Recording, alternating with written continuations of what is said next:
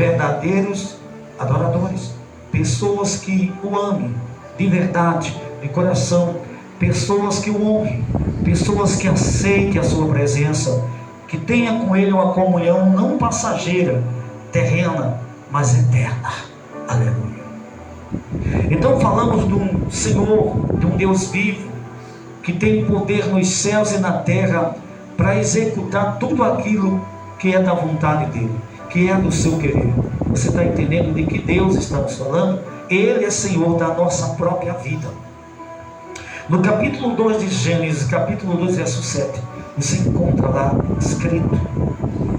escrito por Moisés, que o Senhor formou o corpo do homem do pó, aleluia, e após ter formado esse corpo, soprou nas narinas o fôlego de vida. Só então o ser humano passou a ter vida, aleluia, passou a ser uma alma vivente, quando Deus soprou dentro de nós o Espírito de vida. Amém? Você está entendendo? Então enxergamos, observamos, entendemos, refletimos por causa desta graça que nos foi dada no Espírito do Senhor. Amém? Para quê, pastor? Para vivermos não só aqui, porque a nossa criação, somos criados por um Deus eterno, e Ele nos criou para uma eternidade, e essa eternidade com Ele, num relacionamento com Ele, no desfrutar do que Ele preparou para aqueles que o amam, conforme está no Apocalipse, e que estarão com Ele gozando de tudo aquilo que já está preparado, e que cada um daqueles que amam a Deus vão desfrutar por toda a eternidade. Louvado seja Deus. Então observe que Jesus está dizendo: confie em Deus. Olha a palavra, confie em Deus. Entre todas as coisas desta terra, nós temos várias pessoas à nossa volta em quem podemos confiar, mas só há uma pessoa digna de toda a nossa confiança. É o Deus eterno e criador e sustentador de toda a criação, porque Ele é fiel, e isso é imutável. Você entendeu? Já o ser humano não. O ser humano não consegue nem sempre cumprir o que promete. Muitas vezes a gente promete e até acha que vai conseguir, mas por um motivo ou outro termina não pagando certas promessas que fez. O que é que isso nos ensina? Que somos pessoas imperfeitas e que não somos dignas de toda a confiança, porque somos seres humanos, falhos, imperfeitos, necessitados da graça e misericórdia do Deus Todo-Poderoso. Aleluia! De que, pastor? Da ajuda dele, para vivermos uma vida melhor. Aleluia! Da ajuda de quem? De Deus. Estas palavras que o Senhor Jesus falou no capítulo 14, Ele falou antes da sua crucificação. Olha que coisa interessante. Porque, irmão, o Senhor Jesus tinha conhecimento do que estava por vir, do tempo de treva, do tempo onde Ele seria preso, onde Ele seria julgado injustamente. Os seus discípulos iriam lhe abandonar, aleluia. Ele seria entregue aos gentios, Ele seria preso, julgado, pregado na cruz, Ele seria crucificado, e Ele também sabia que ao terceiro dia Ele ressuscitaria. Entenda que estava por vir. Quando Jesus falou com seus discípulos nesse texto, estava por vir 3 dias de trevas, aonde pareceria que servir a Jesus era derrota, era fracasso. Estar com Jesus era ser perdedor. Amém? Jesus sabia, mas os discípulos não sabiam o que estava por vir. E como Jesus tinha conhecimento do tempo difícil que estava por vir, e ele sabia que ia ressuscitar, e que ia ascender aos céus, e que a igreja ia ficar com a missão de dar seguimento à missão que ele iniciou, pregar o evangelho, levar o nome, o seu nome, a grandes e pequenos, nos 4 cantos desta terra, mas num campo de batalha espiritual, pois o inimigo de nossas almas não ia deixar que essa missão fosse algo fácil. Quem tinha esse conhecimento? Jesus tinha esse conhecimento, os discípulos ainda não tinham. Por que ainda não tinham? Porque Jesus ainda não havia sido preso, Jesus ainda não havia sido traído, Jesus ainda não havia sido crucificado, morto, e Jesus ainda não havia ressuscitado. O que significa dizer que o Espírito Santo ainda não havia sido concedido, pois o Espírito Santo só seria concedido quando Jesus ascendesse aos céus, ressuscitasse, subisse aos céus. Então ele enviaria o Consolador, o Espírito Santo, que hoje está conosco. E por isso você está dando crédito ao que está sendo pregado, porque o Espírito de Deus está abrindo o teu entendimento para compreender o que está sendo dito aqui neste lugar. Aleluia. Então olha que coisa interessante.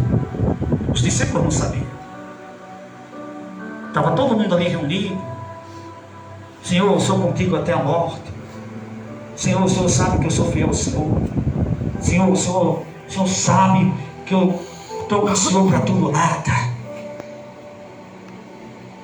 Mas Jesus sabia que eles iam abandoná-lo. Na hora do pega para capar, na hora que ele fosse preso, estava escrito que eles iriam abandoná-lo. Ferirão o pastor e as ovelhas se dispersarão. Eita, nava séria. Estava escrito, no momento difícil, no momento que ele precisaria de apoio de todos, humanamente ele estaria sozinho. Porque quem queria enfrentar o Império Romano, quem queria ser preso ou morto, ou até dizer que estava com Cristo naquele momento. Então Jesus sabia o tempo difícil que estava por vir, os discípulos não sabiam. Por isso Jesus disse: confie em Deus. Você vai precisar de fé, de uma fé firme, abundante, transbordante, para não deixar o Senhor, para não trair o Senhor, para não abandonar o Senhor em tempos difíceis, em tempos de trevas, de perseguição.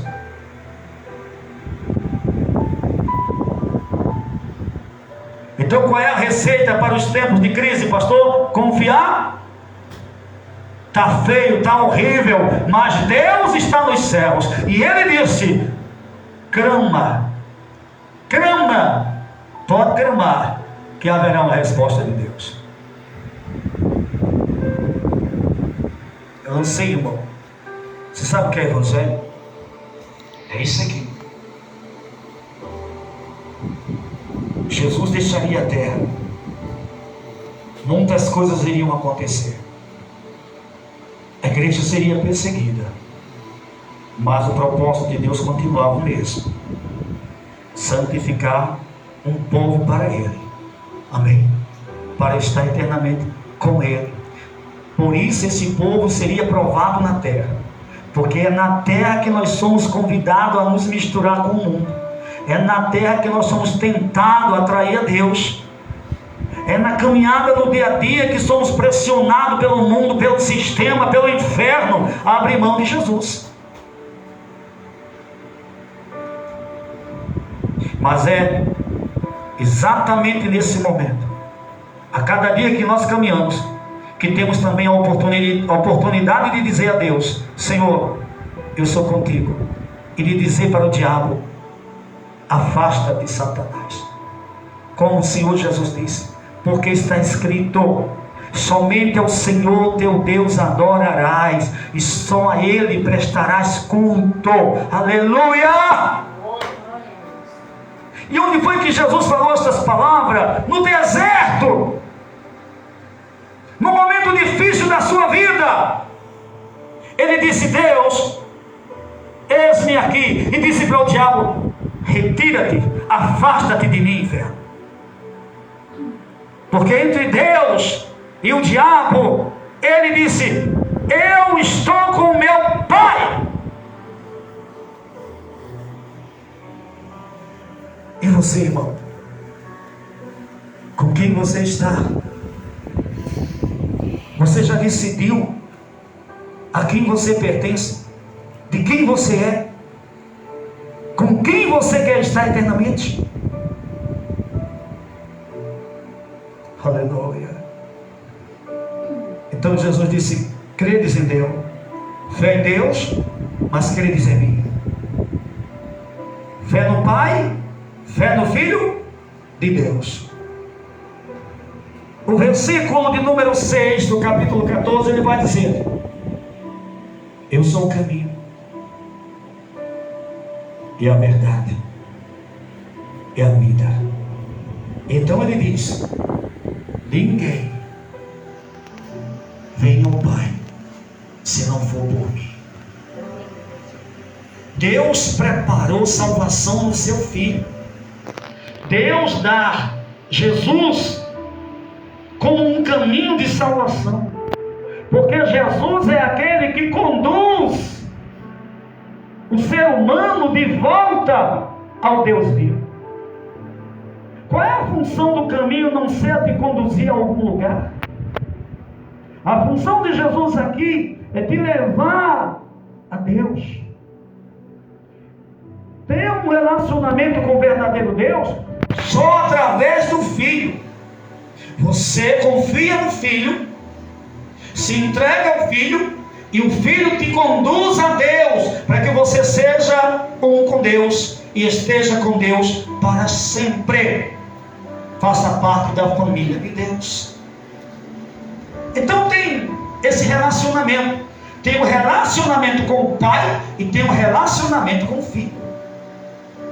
E é através do Filho que nós entramos no reino de Deus, o Pai. Amém? Então Jesus disse: na casa de meu Pai há muitas moradas. Onde é que Deus mora?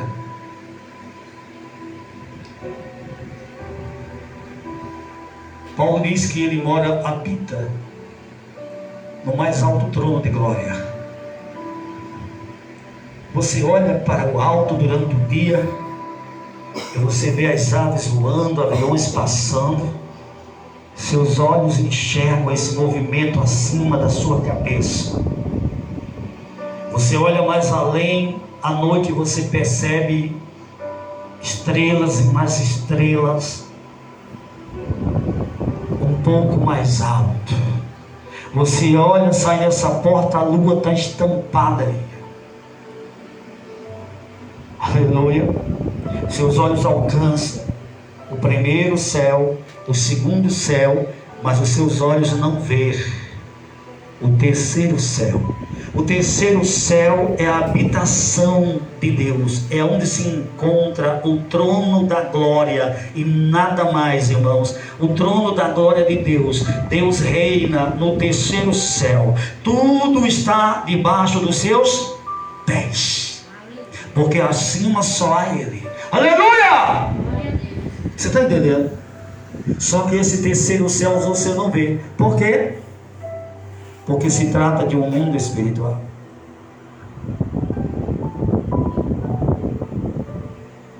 Você está sentindo aqui esse vento? Está chegando vento aí em vocês, está? Está passando uma brisazinha? Depois eu vou instalar de novo aqui em cima, para refrigerar melhor. Olha, você sente o vento? Você pode me descrever qual o destino do vento? Qual a idade do vento? Qual a origem do vento? Qual a cor do vento? Você pode pegar esse vento e segurar ele por um instante para que a gente possa medir a altura dele? Não. Por quê, pastor? Eu só estou sentindo, é verdade, olha só. Pense aí num Deus que é Espírito, que não precisa de um corpo para existir. Ele existe por si mesmo. Quer dizer, ele não está preso ao espaço e ao tempo, porque tudo ele criou. O espaço e o tempo são criação de Deus. Para nós seres humanos, para esta terra, não faz parte da humanidade, da eternidade, perdão. Não faz parte da eternidade. Tempo não. O tempo aqui na terra é passageiro. Lá tudo é eterno. Você está entendendo isso? Então, tem algo preparado para aqueles que confiam em Deus. Você pode viver uma vida que... Lembra-se de Davi, lembra de Salomão, Abraão, Isaac, Jacó. Todos eles viveram um relacionamento e deixaram um legado na terra. E hoje se encontram com quem? Com o Senhor na glória. Eles não estão mais visíveis, porque já morreram, foram sepultados, sua alma voltou para Deus, repousa no seio de Abraão, segundo a Bíblia nos ensina. E qual é a parte boa? É que cada um deles tem a promessa de uma eternidade com Deus. Estão livres de toda dor, de todo sofrimento. Ei, irmãos, vão desfrutar de uma paz e gozo eterno. Ei, assim o Senhor também espera que cada um de nós se mantenha fiel a Ele em meio às provações desta terra, porque o inimigo sabe que pouco tempo nos falta e ele tem tentado de tudo, irmão, para corromper cristãos, para levar o crente para o mundo, para prender o crente no pecado, para no final lançar o crente no abismo. Então entenda uma coisa: os tempos podem ser difíceis, mas cada um de nós tem a opção, o direito de escolha. É você que vai dizer para o desejo maligno e para o mau convite. É você que vai ter que falar para o diabo quando ele falar no teu ouvido: não, eu não te conheço e nem te quero. A minha vida é de Jesus. Aleluia. É você que tem que definir de quem realmente é a tua vida, a quem realmente pertence a tua alma, com quem realmente você quer estar eternamente. Amém? Amém?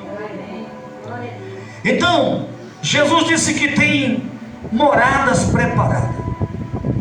Moradas, meus irmãos. E eu creio. Eu creio. Aleluia. Tem outra coisa aqui que me chama a atenção nesse texto bíblico. No versículo 3: e se eu for e vos preparar, virei outra vez e vos levarei para mim mesmo, para que onde eu estiver, estejais vós também. Irmãos, você sabia que Jesus fez essa promessa? Ele vai voltar. Você está entendendo isso? Ele veio, se doou por nós, realizou o sacrifício, voltou, assentou-se à destra de Deus, enviou o Espírito Santo, e ele vai voltar para julgar as nações. Só que Jesus disse na sua igreja que quando ele voltar, vai nos levar para ele. Você já ouviu falar do arrebatamento? Você já ouviu falar? Abra sua Bíblia aí em 1 Coríntios capítulo 15. 1 Coríntios capítulo 15. Oh glória! Marque aí o versículo 50 e vamos ler aqui alguns versículos. Capítulo 15, 1 Coríntios, versículo 50. Você vai ver que o apóstolo Paulo vai falar sobre a questão do arrebatamento da igreja. Glória, glória a Deus. A igreja encontrou? 1 Coríntios capítulo 15, versículo 50 por diante.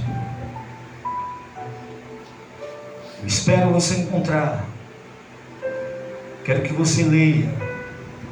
Aleluias. Amém. Glória. Então escute o que está escrito. Aleluias. E agora digo isto, irmãos, que carne e sangue não podem herdar o reino de Deus, nem a corrupção herdar a incorrupção. Eis aqui vos digo um mistério. Na verdade, nem todos dormiremos, mas todos seremos transformados num momento, num abrir e fechar de olhos, ante a última trombeta, porque a trombeta soará e os mortos ressuscitarão incorruptíveis e nós seremos transformados. Quem pode dizer amém? Eita glória! Primeira coisa que o apóstolo Paulo ensinou aos coríntios: carne e sangue não herdam o reino espiritual. Quer dizer, essas coisas lá não entram.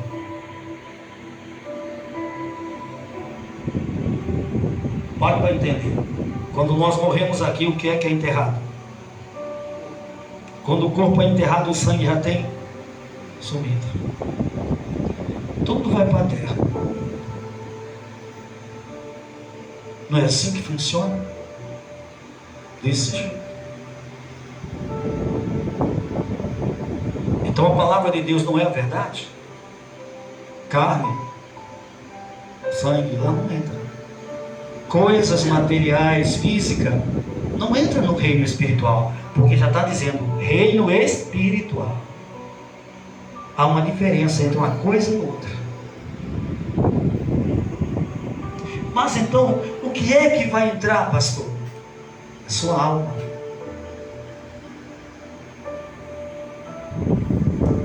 E quem é que vai dar um novo corpo para a alma? Aquele que te deu um corpo físico é o mesmo que vai te dar um corpo glorioso, para que você possa viver os projetos dele. Já parou para pensar nisso? Quem te deu um corpo físico? Tu não vai dizer que foi teu pai, né? Faz parte do projeto. Por quê? Nesse mundo, para o filho vir ao mundo, aos filhos, há uma coabitação entre um homem e uma mulher. E quando a criança nasce, vai passar a chamar o homem de pai e a mulher de mãe. Mas a Bíblia diz que Deus criou um casal com o propósito de preencher toda a terra.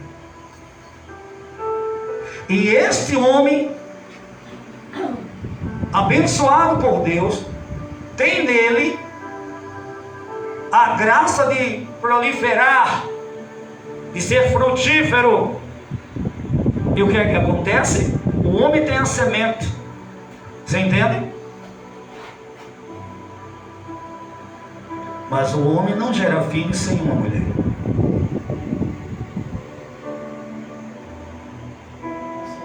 Para que os dois precisassem sempre um do outro.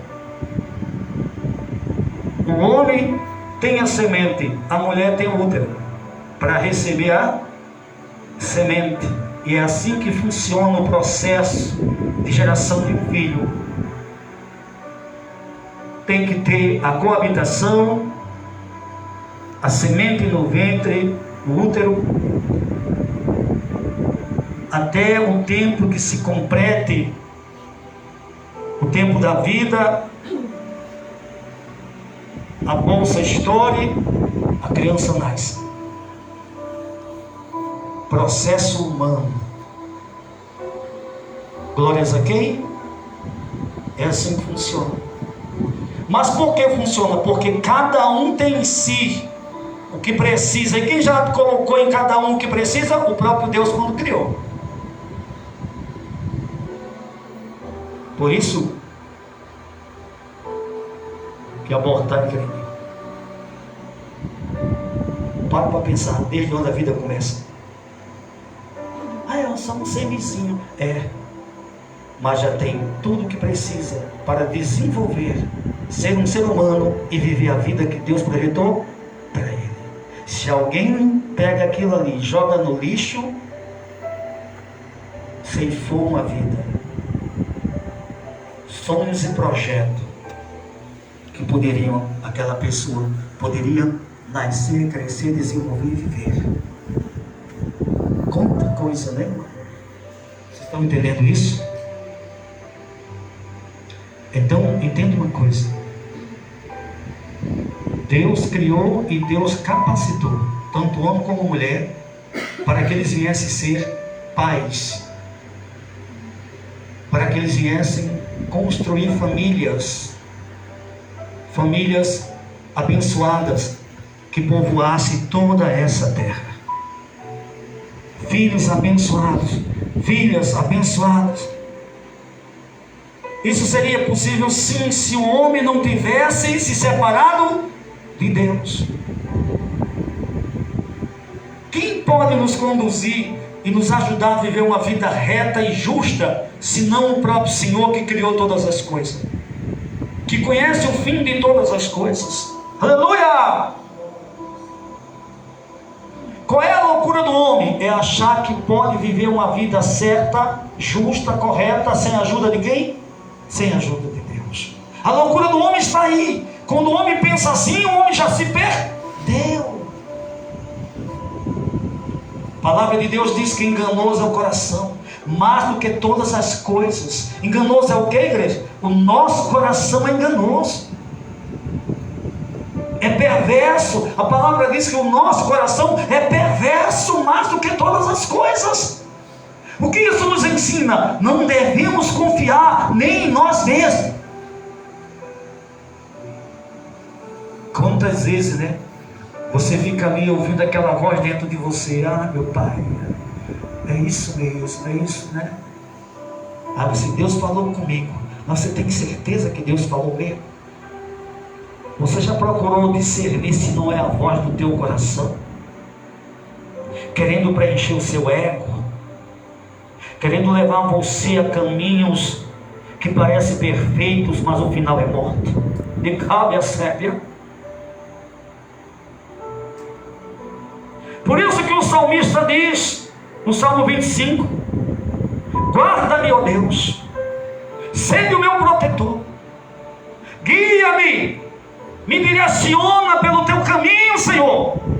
Ele não confiava nele, nem na sua própria força para se proteger, e nem na sua própria visão para ir. Ele queria, desejava, clamava que Deus o guiasse, que Deus o conduzisse, que o Senhor lhe mostrasse o caminho. E perdoa-me, Senhor, pelos pecados que tenho cometido diante de Ti, contra Ti, contra a minha alma. O salmista se via também necessitado do perdão de Deus, porque sabia que era um ser humano imperfeito. Quem poderia guardá-lo de todo o mal, senão o próprio Deus? Quem pode te proteger de todos os teus inimigos, senão aquele que vive e reina para todo sempre?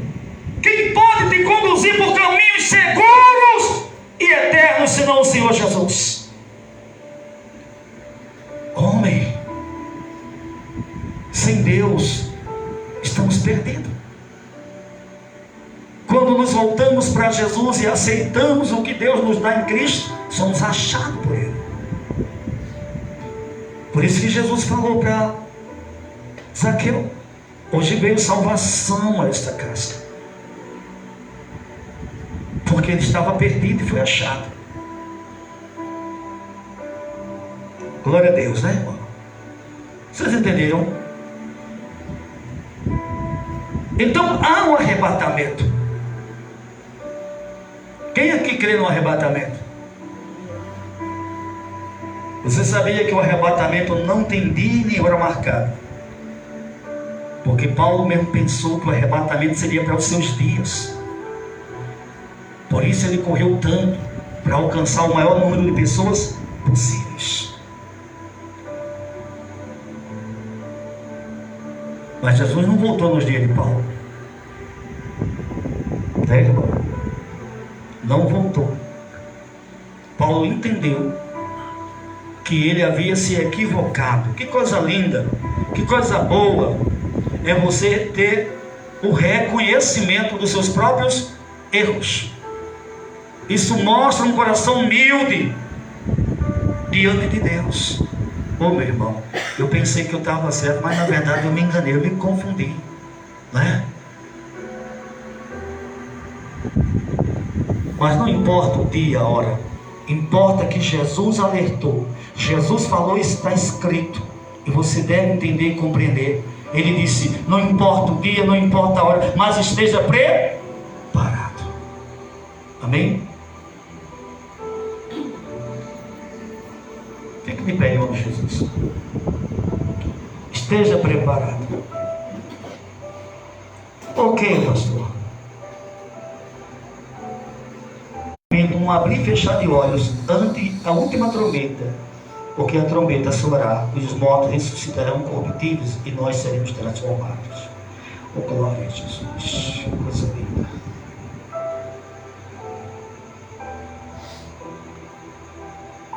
Não vou explicar mais porque a hora já passou. Quem sabe em outro momento que Deus nos conceder. Deus vai nos levar da terra. E é importante dizer para você que não é porque você quer ir, não. É porque Ele vai levar. Porque se depender de nós, a gente não quer ir. A gente nem pensa nisso. Mas existe tanta coisa ainda para acontecer, segundo os projetos de Deus. Por isso o arrebatamento vai ser num abrir e fechar. O que isso quer dizer? De repente. A igreja será tirada da terra num abrir e fechar de olhos. E Deus levará para si os seus. Aleluia. O Senhor Jesus vai levar para si. Foi o que Ele disse: quando eu voltar, eu tiver preparado o lugar, eu voltarei e vos levarei para mim mesmo, para que onde eu esteja, estejam vocês também. Aleluia! Levanta a tua mão direita. Pai querido, amado Deus, glorioso e eterno Pai, louvado seja o teu nome. Eis aqui, Senhor, esta igreja que nesta noite ouviu a tua santa palavra. Meu Senhor glorioso e eterno, rogo, meu Deus, que o Senhor lhes dê entendimento, discernimento espiritual da tua palavra, que o teu Espírito os ensine, os edifique, os capacite também a pregar o teu Evangelho com graça, com sabedoria, com amor, oh meu Deus, com autoridade e poder.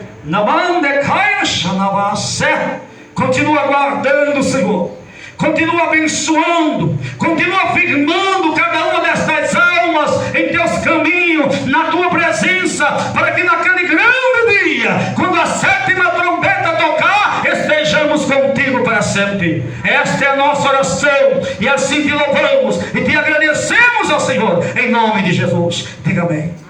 Aplauda Jesus.